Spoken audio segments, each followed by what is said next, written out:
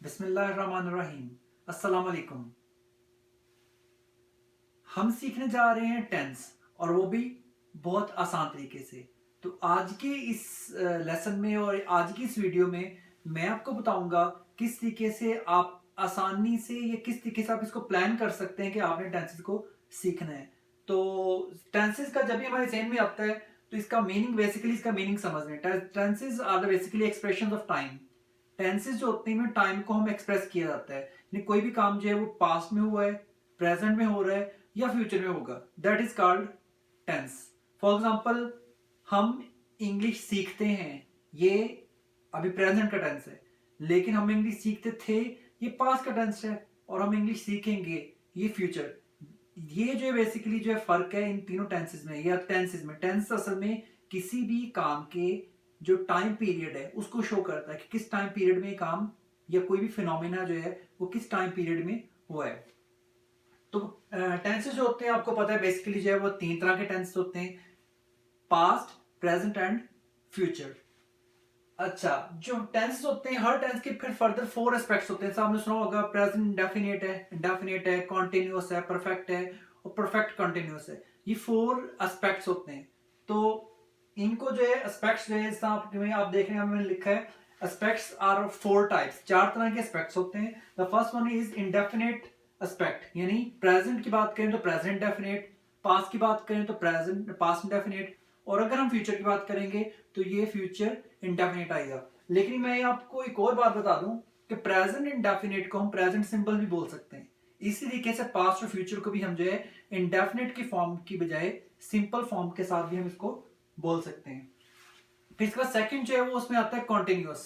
तो कॉन्टिन्यूअस जो होता है ये बेसिकली सेकंड नेम होता है इसका प्रोग्रेसिव। जिस तरह प्रेजेंट कॉन्टिन्यूअस है, पास्ट कॉन्टिन्यूअस है और फ्यूचर कॉन्टिन्यूअस। इसी तरीके से हम इनको प्रेजेंट प्रोग्रेसिव भी बोल सकते हैं, पास्ट प्रोग्रेसिव भी बोल सकते हैं और फ्यूचर प्रोग्रेसिव भी बोल सकते हैं।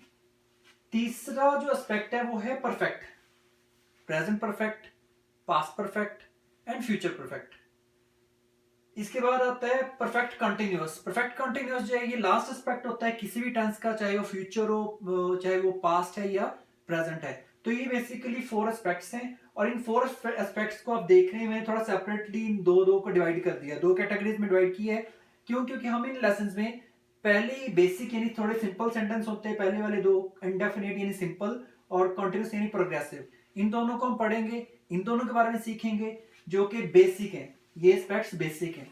इसके बाद हम जो है वो स्टेप बाय स्टेप जब हम सारे टेंसेस को मेरे कहने का मतलब है प्रेजेंट पास्ट और फ्यूचर के बेसिक टेंसेस को हम कंप्लीट कर लेंगे, उसके बाद हम जो है अपनी इस मास्टर क्लास के दूसरे सेशन पर जाएंगे जो कि होगा एडवांस लेवल। तो एडवांस लेवल में हम प्रेजेंट, पास्ट और फ्यूचर के परफेक्ट और परफेक्ट कॉन्टिन्यूअस टेंसेस के बारे में पढ़ेंगे।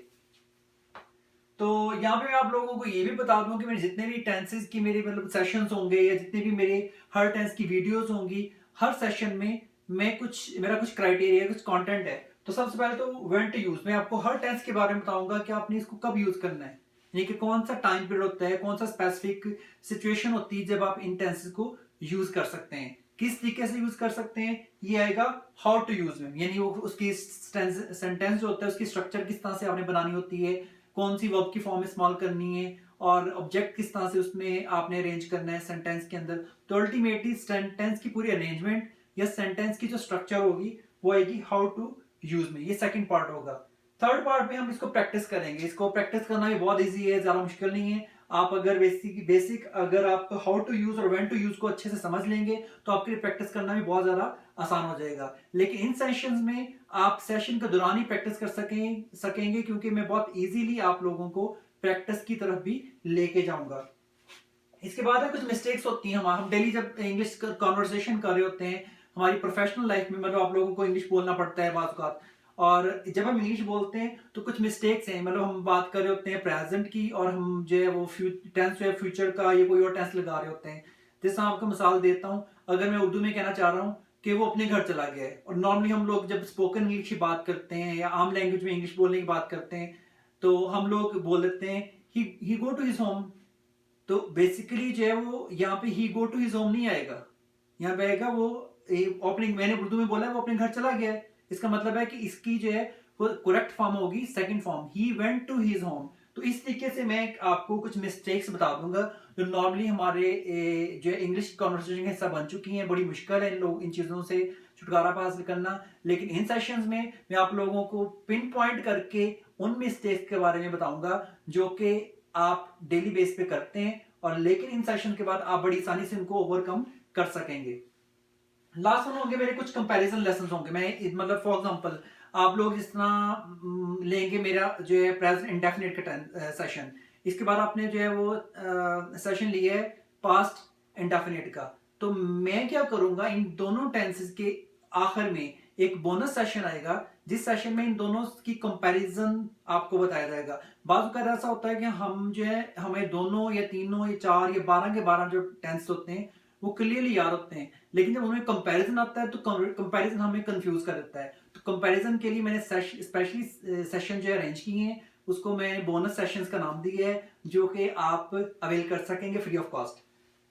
इसके बाद है मेरी कुछ रिकमेंडेशंस हैं आप लोगों के लिए, तो वो मैं आप लोगों को बता दूं। फर्स्ट ऑफ ऑल तो मेरी आपको जो है ना वो बड़ी बरादराना जो है वो एक रिकमेंडेशन है, नसीहत है कि आप लोग प्लान करें। प्लान का मतलब क्या होता है? प्लान का मतलब होता है कि आपने सोचना है कि क्या करना है, और उसको करने के लिए आपने कुछ करना भी है, सिर्फ सोचना नहीं है। फॉर एग्जाम्पल मैं यहाँ पे आपको मिसाल दे रहा हूँ कि आप लोग सोचें कि मैंने ये प्लान मतलब ये जो इंग्लिश सेशन मैंने ये कंप्लीट करना है, मैंने टेंसेस सीखने, ठीक है। टेंसेस सीखने के बाद आप उनको जो एक टाइम पीरियड अपने लिए डिसाइड कर लें कि मैं इतने मतलब डेली का इतने मिनट या इतने घंटे मैंने अपने इस सेशन को देने हैं। लेकिन सिर्फ सोचना नहीं है, सोचने के बाद आपने उसको प्लान का मतलब यही है कि आपने उस प्लान पे अमल भी करना है, यानी कि आपने उसके बारे में प्रैक्टिस करना है। सेशंस देखने के बाद आपने उसको बैठ के बाद में भी आप लोग उसको खुद से प्रैक्टिस करें। उसके बाद है प्लान तो आपने कर लिया है, अब आपने क्या करना पड़ेगा, आपको वॉच, यानी आपने मेरी वीडियोस देखनी है। वीडियोस देखने के बाद आप लोग जो है वीडियोस के अंदर ही आप लोगों बात कर ऐसा होता है कि हम लोग जो है ना जब वीडियोस देख रहे होते हैं कोई पॉइंट ऐसा आ जाता है, हम कहते हैं ये तो बहुत इजी पॉइंट है तो लेट इट गो। तो आपने किसी भी पॉइंट को ऐसे ही नहीं जाने देना, चाहे वो इजी है, एक बार उसमें से गो थ्रू हो जाए, ताकि आपकी अगर वो आपको आता है बहुत अच्छे हो आप उसमें, लेकिन ये आपकी एक रवेन हो जाएगी। इसके बाद है पार्टिसिपेट। पार्टिसिपेट आप कैसे कर सकते हैं? आप लोग जैसे जैसे मैं आपको टेंसेस सिखा रहा हूँ, आप लोग भी जो है ना अपनी मतलब माइंड में नए से नए सेंटेंसेस बना के उनकी ट्रांसलेशन करके या स्पोकन इंग्लिश को इन्हांस करने के लिए आप अपनी जो है ना पर्सनल प्रैक्टिस करें। और प्रैक्टिस करने का बेहतरीन तरीका यही है कि जब भी ये सेशन आप देख रहे हो, जब भी प्रैक्टिस कर रहे हो, आप अपने पास नोटबुक रखें, अपने पास पेंसिल या जो भी पेन है अपने पास रखें, ताकि अपने नोट आप साथ साथ अपने नोट्स बनाते रहें। अपने नोट्स बनाएं ताकि आपको दोबारा रिवीजन में आसानी हो सके। इसके बाद लास्ट पॉइंट होगा रिवीजन।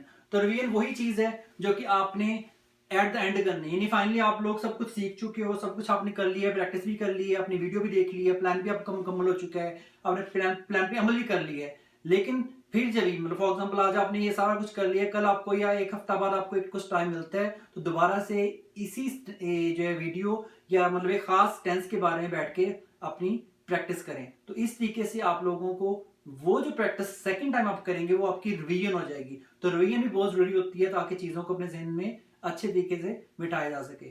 तो मेरे जो ये सेशन आ रहे हैं इसके लिए मैं तो बहुत एक्साइटेड हूँ, होप्स हो कि आप लोग भी एक्साइटेड होंगे। तो चलते हैं अपने नेक्स्ट सेशन की तरफ। Thank you so much.